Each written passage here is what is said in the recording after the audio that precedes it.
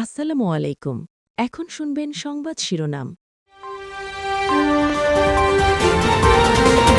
ঝিনাইদহে feeling স্টেশনে কর্মচারীদের মারধরে যুবক নিহতের ঘটনায় মামলা হয়নি এখনো। গভীর রাতে আগুনে পুড়েছে পাম্প মালিক।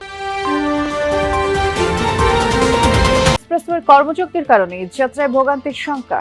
উত্তরের মানুষের বাড়ি ফেরা নির্বিঘ্ন করতে নানা প্রস্তুতি পুলিশের।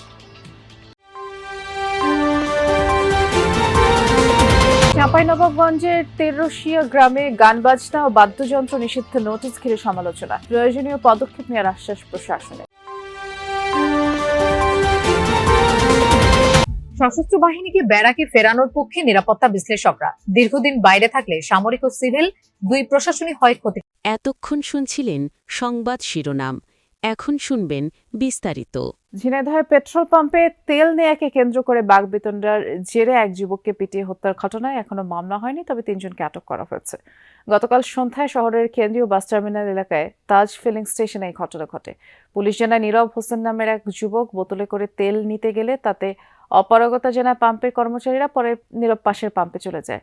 ফেরার পথে তাজ ফিলিং স্টেশনে অন্য একজনকে বোতলে তেল দিতে দেখে এর প্রতিবাদ করলে পাম্পের কর্মচারীদের সাথে তার বাকবিতণ্ডা হয়। এক পর্যায়ে লাঠি দিয়ে নীরবকে পিটিয়ে গুরুতর আহত করে তারা। উদ্ধার করে হাসপাতালে নিলে চিকিৎসক মৃত ঘোষণা করেন নীরবকে। এদিকে গতরাত ৩টার দিকে তাজ ফিলিং স্টেশনের মালিকের একটি বাস সহ ৩টি বাস আগুনে পুড়েছে। শহরের কেন্দ্রীয় বাস টার্মিনালে এই ঘটনা ঘটে। ফায়ার সার্ভিস জানায় পাশাপাশি পার্ক করা ছিল জে লাইন, রয়্যাল পরিবহন, গোল্ডেন লাইন নামের 3টি বাস। হঠাৎ করে সেখানে আগুন জ্বলে ওঠে। খবর পেয়ে ফায়ার সার্ভিসের 2টি ইউনিট ঘটনাস্থলে পৌঁছে আগুন নেভায়। তদন্ত সাপেক্ষে আগুন লাগার কারণ জানা যাবে পুলিশ। তাজ ফিলিং স্টেশনে তেল নেয়াকে কেন্দ্র করে মারধরে একজন নিহতের ঘটনার সাথে এই অগ্নিকাণ্ডের সম্পর্ক রয়েছে কিনা তা খতিয়ে দেখার দাবি জানিয়েছে বাস মালিক সমিতি। এ বিষয়ে আমরা আরো বিস্তারিত জানবো। ঝিনাইদহে যাচ্ছি সহকর্মী আহমেদ নাসিম আনসারি অপেক্ষা করছেন আমাদের জন্য। আনসারি, এই হত্যার ঘটনায় যতদূর জানি সবশেষ এখন পর্যন্ত মামলা হয়নি। পুলিশ কি বলছে মামলার বিষয়ে, এবং যে 3টি বাসে আগুন লাগার কথা বলছিলাম দর্শকদের, সেই বাসগুলোতে আগুন কিভাবে লাগলো তা নিশ্চিত হওয়া গেল কি? বৃষ্টি, আমি কিন্তু দাঁড়িয়ে আছি কেন্দ্রীয় বাস টার্মিনালে। এখন আমার পেছনে আপনি দেখতে পাচ্ছেন যে রাত 3:30টার সময় যে 3টি বাসে দুর্বৃত্তরা আগুন দিয়েছে, সেই বাসগুলো কিন্তু সারি সারিভাবে দাঁড়িয়ে আছে। কিছুক্ষণ আগে পুলিশের সাথে কথা হয়েছে। রমজানের দিনগুলো যতই যাচ্ছে ততই এগিয়ে আসছে মুসলিম সম্প্রদায়ের অন্যতম বৃহৎ ধর্মীয় উৎসব ঈদ উল ফিতর। এবারও ঢাকা আসলে এলিভেটেড এক্সপ্রেসওয়ের কর্মযজ্ঞের কারণে ভোগান্তির শঙ্কা রয়েছে উত্তরের যাত্রীদের। যদিও ঈদ যাত্রা নির্বিঘ্ন করতে নানা প্রস্তুতির কথা জানিয়েছে পুলিশ। এটি ঢাকা আশুলিয়া এলিভেটেড এক্সপ্রেসওয়ের এক অংশের চিত্র।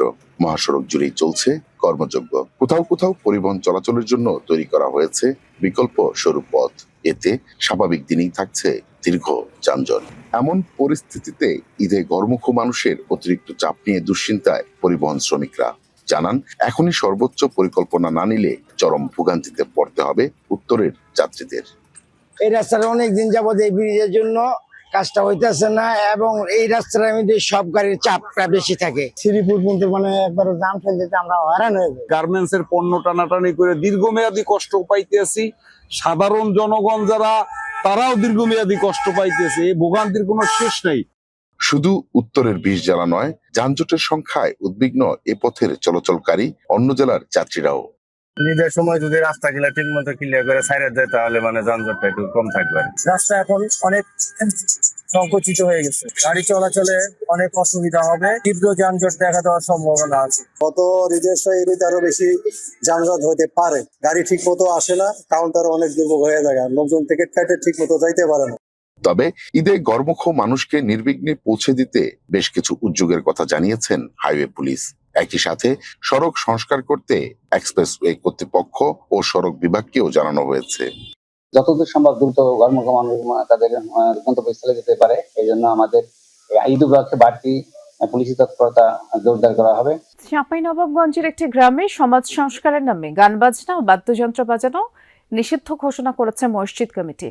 প্রায় 2 মাস আগে বিষয়টি নিয়ে এলাকায় নোটিশ জারি করা হয়। বিয়ে বাড়িতে গান বাজানো হলে ধর্মীয় মতে বিয়ে পড়াতে যাবেন না আলেমরা, এমন সিদ্ধান্তে ওই এলাকায় মিশ্র প্রতিক্রিয়া তৈরি হয়েছে। প্রশাসন বলছে এই সিদ্ধান্তটি ভুল বুঝে নেওয়া হয়েছে, প্রয়োজনীয় পদক্ষেপ নেওয়ার আশ্বাস দিয়েছে। চাঁপাইনবাবগঞ্জ সদরের তেরশিয়া পোড়া গ্রাম। 2 মাস আগে গ্রামটিতে সব ধরনের বাদ্যযন্ত্র বাজানো নিষিদ্ধ করা হয়। ইসলাম ধর্মে নিষিদ্ধ বলে গ্রামের জামে মসজিদ থেকে স্থানীয়দের নিয়ে সমাজ রক্ষার নামে একটি কমিটিও গঠন করা হয়। স্থানীয়রা জানান, বিয়ে বাড়ি, বনভোজন কিংবা যে কোনো দিবসে পুরা গ্রামে গান বা বাদ্যযন্ত্র বাজানো যাবে না। কমিটির সদস্যরা বাড়ি বাড়ি গিয়ে নোটিশ জারি করেন। ব্যবসা প্রতিষ্ঠান ও ভ্রাম্যমাণ ফেরিওয়ালাদের ওপরও কড়াকড়ি আরোপ করা হয়। বিয়ে শাদী লাগছে, কোনো অনুষ্ঠান করছে, মানে বক্স নিয়ে এসে বাজাইছে, নামাজ পড়ছে মানুষ, একটা খারাপ বিরক্ত লাগছে। রাত্রিবেলায় যে বিকট শব্দে গানটা বাজায়, ধাকাম ধাকাম করে আওয়াজ করে, মানুষের ঘুমের সমস্যা হয়। গান বাজলেও নয়, শুধু যেগুলো ওয়াসিল কাজ, হ্যাঁ হারাম কাজ, এগুলো আমরা বন্ধ করতে চাইছিলাম। গ্রামটাকে ভালো করে ইসলামিক গ্রাম হিসাবে আমরা গড়ে তুলব। নোটিশে মসজিদ কমিটির সদস্য গ্রামবাসীর পক্ষে 34 জন স্বাক্ষর করেন। বিষয়টি নিজেদের দক্ষতা বৃদ্ধি ও সিভিল প্রশাসনের সক্ষমতার স্বার্থে সশস্ত্র বাহিনীর স্ব ইউনিটে ফিরে যাওয়া উচিত বলে মনে করেন নিরাপত্তা বিশ্লেষকরা। তারা বলছেন, সশস্ত্র বাহিনী দীর্ঘদিন ব্যারাকের বাইরে থাকলে সামরিক ও সিভিল উভয় প্রশাসন একই সঙ্গে ক্ষতিগ্রস্ত হওয়ার আশঙ্কা তৈরি হয়। তবে এখনো এই বিষয়ে চূড়ান্ত সিদ্ধান্ত নেয়নি সরকার।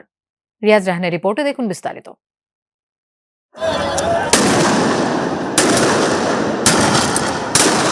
উত্তাল জুলাই 2024, একদিকে ছাত্র জনতা, অপরদিকে তৎকালীন সরকার ও আইনশৃঙ্খলা বাহিনী। রক্তক্ষয়ী এমন সংঘাতের দিনে ইনেট টু সিভিল পাওয়ার বা সাংবিধানিক ক্ষমতা বলে সশস্ত্র বাহিনী মোতায়েন করে সরকার। রুটিন করে প্রায় 30,000 সদস্য দায়িত্ব পালন করে সারা দেশে। ছাত্র জনতার গণ অভ্যুত্থানের পর ভেঙে পড়া আইনশৃঙ্খলা পরিস্থিতি পুরোটাই সামাল দেয় সশস্ত্র বাহিনী। অন্তর্বর্তী সরকারের প্রায় 1.5 বছরের মাথায় অনুষ্ঠিত ত্রয়োদশ জাতীয় সংসদ নির্বাচন কোনো ধরনের প্রাণহানি ছাড়াই অনুষ্ঠিত হয়, যাতে সবচেয়ে বড় ভূমিকা ছিল সশস্ত্র বাহিনীর। নিরাপত্তা বিশ্লেষকরা বলছেন, দেশের অভ্যন্তরীণ আইনশৃঙ্খলার উন্নতিতে যেমন দারুণ ভূমিকা আছে সশস্ত্র বাহিনীর, তেমনি দীর্ঘ সময় সিভিল প্রশাসনের সঙ্গে মোতায়েন থাকলে সামরিক ও সিভিল দুপক্ষই ক্ষতিগ্রস্ত হয় সমানভাবে। আইন শৃঙ্খলা পরিস্থিতি সিভিল প্রশাসনকে দিয়ে উন্নয়ন ঘটাতে হবে। দেখুন, একটা দেশ মাসের পর মাস, বছরের পর বছর তো সশস্ত্র বাহিনীকে আইন শৃঙ্খলা উদ্ধারের দায়িত্ব দিয়ে থাকতে পারে না। প্রতিরক্ষা বাহিনীর প্রয়োজন হলো রাষ্ট্রের প্রতিরক্ষা, এবং আমাদের প্রতিরক্ষা বাহিনী খুব বেশি বড়ও না। সরকার যত তাড়াতাড়ি পারে লোকাল গভর্নমেন্ট যে ইয়েগুলি, ইলেকশনসগুলি, যেমন ইউনিয়ন এবং উপজেলা, এগুলি যদি তাড়াতাড়ি দিয়ে দিতে পারে, বিকজ এরা যে এই যে আমাদের যারা নাকি elected government at the lower level বা গ্রাসরুট লেভেলে, দে আর ভেরি ইম্পর্টেন্ট কিন্তু চেইন অফ কমান্ড মেনটেন করা। এরা যদি যত তাড়াতাড়ি প্লেস হবে, তত তাড়াতাড়ি কিন্তু সরকারের জন্য ইজি হবে যে ল অ্যান্ড অর্ডারটা সিচুয়েশনটা মেনটেন করা। সাংবিধানিক ক্ষমতা বলে যেহেতু স্ট্রাইকিং ফোর্স হিসেবে যে কোনো সময় মোতায়েনের সুযোগ আছে, সেহেতু এখনই